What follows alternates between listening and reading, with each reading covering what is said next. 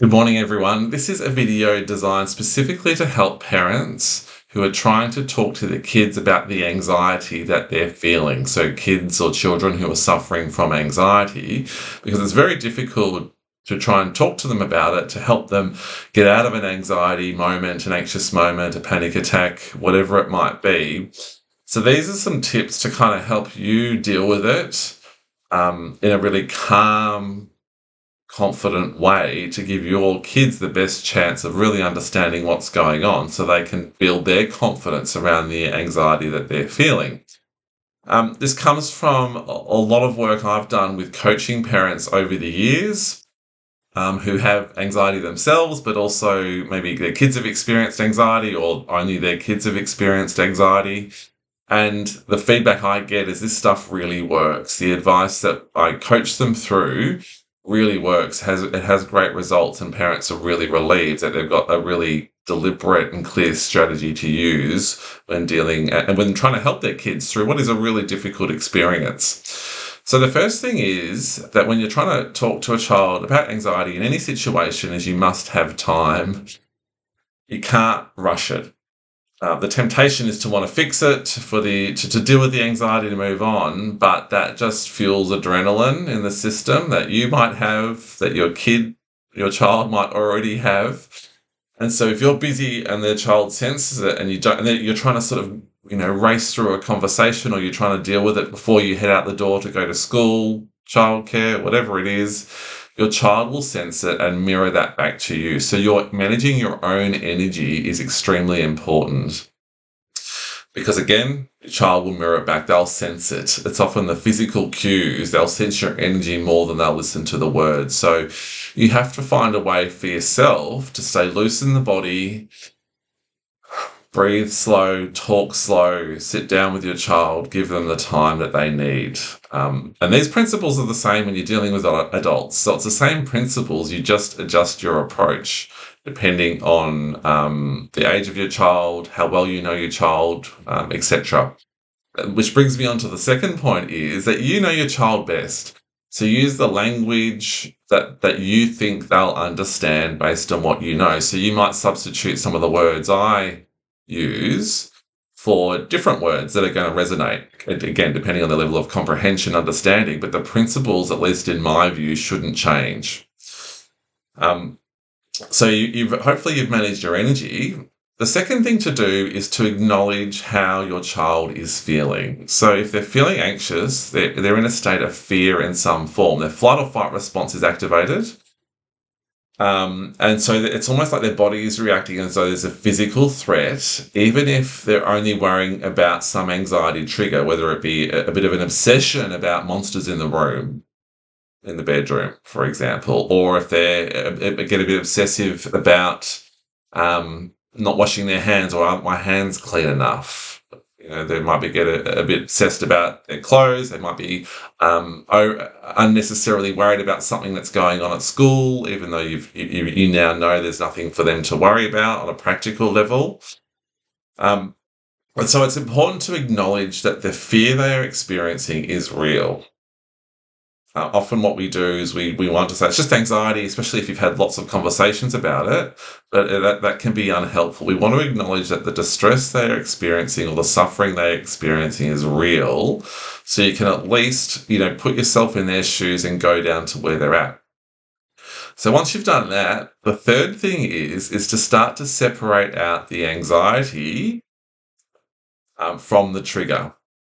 So often what parents do, and understandably, they get a bit lost in starting to debate whether or not there's monsters in the room, whether or not their hands are clean. They start to go, you've washed your hands 3 times, or there's nothing to worry about at school. And that's where the frustration can build up. The problem is what you're doing is you're starting to get involved in the anxious thinking without really understanding what's going on. So you're saying to a child, there's no monsters in the room, but their body is screaming at them. Their heart might be racing, whether they know it or not. There might be adrenaline running through their body. They're distressed. So their body is screaming at them, telling them there's danger. And then you're trying to debate logically the fact that they have washed their hands. There is no monsters. There's nothing to worry about at school tomorrow. So you're trying to use practical approach without acknowledging what their body is doing. So we want to, again, acknowledge that they have a fear about something, but then we want to start to explain what is going on. So, for example, you might say, look, dear, I know that you're worried about the monsters, but what that is, they're just worry clouds that are coming up. So you might use the words worry clouds, you might use anxiety. You choose the words you know your child best. These are just worry clouds that come up when you're tired or you're a bit fatigued. So your body's tired, there's lots going on.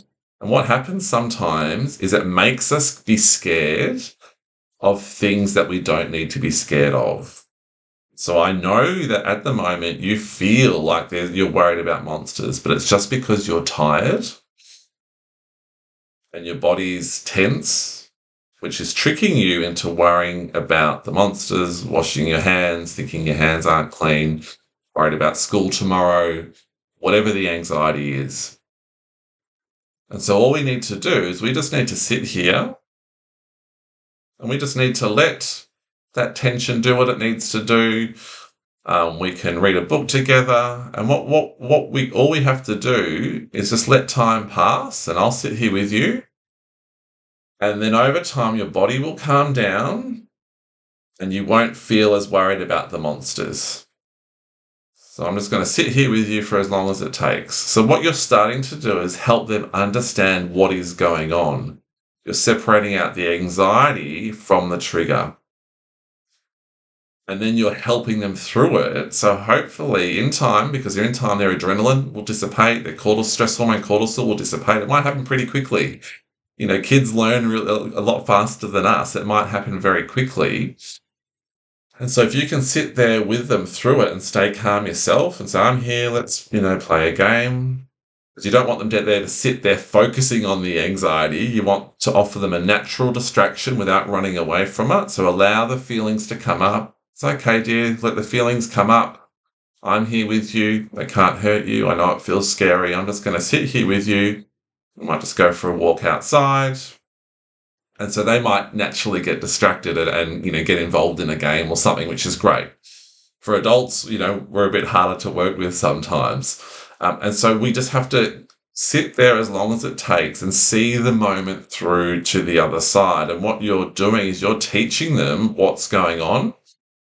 And so that they have evidence that, oh, okay, so if I just let these worry clouds come up, let them go, allow my body to do what it needs to do, allow the tension to come up, the fear, whatever it is, and you'll have your own words for this, while you sit there with them, so you're providing them reassurance, then they will learn that there's nothing that they need to be scared of over time. And the more you do it with them, the more you offer this time to them, these triggers will start to lessen. They might come back, but with less frequency and less intensity over time, so they can potentially start to self-regulate.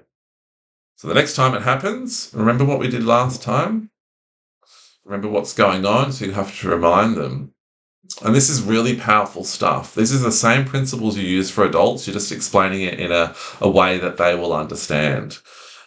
So the temptation, again, is to get involved in the trigger, but that just doesn't acknowledge where they're at. And it's actually really unhelpful because we start to then focus on these different triggers. And that's showing our lack of understanding about anxiety and what's going on. And understandable, so no problem if you've done that before. But now that we know we don't need to focus on the triggers, we can focus on that they're tired, their body's tired, and it's reacting in a way that it doesn't need to. Their body's just tricking them to get involved in these anxiety worries. So I hope that helps as a starting point. Let me know how you go with it in the comments. If you've got any questions, let me know as well. I always love to do more videos based on what is most useful for you. The good news is a lot of the parents that I coach, they have a lot of success with this strategy. So I wish you all the best with it. Take care.